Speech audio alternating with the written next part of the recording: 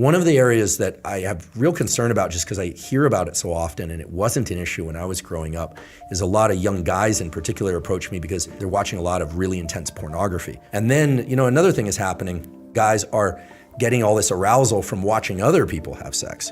And then they're in the real world scenario, and it's like, wait, you're no longer third personing this. You're actually in this scene, and it's completely collapsing them.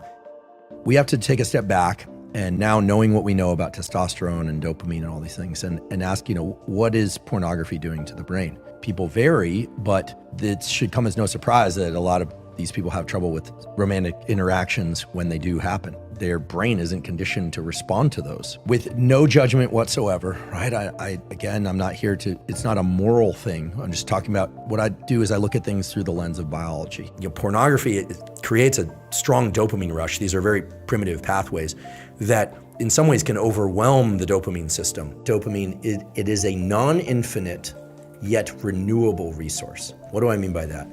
Just as adrenaline, epinephrine, is released in response to psychological stressors, physical stressors, cold water, final exams, broken relationship, excitement. These are generic molecules, right? They're used to create activation states in the body. Dopamine is the molecule of motivation, pursuit, and desire.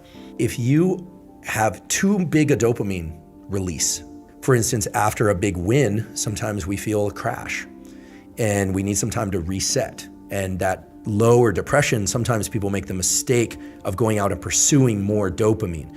We all should guard our dopamine peaks very carefully. A little bit goes a long way, a lot goes even further, but it also takes you down deeper afterwards. This is the basis of addiction. And there's an additional issue with pornography, which is not often discussed, which is that, remember, guys in particular, the brain is a learning prediction machine. And if your brain learns to be aroused by watching other people have sex, it is not necessarily going to carry over to the ability to get aroused when you're one-on-one with somebody else.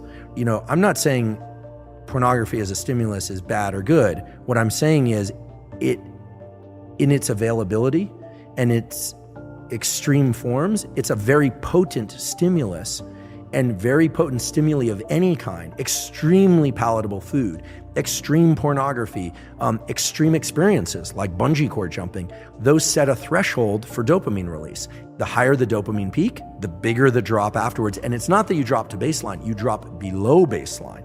The crash that comes afterwards feels painful.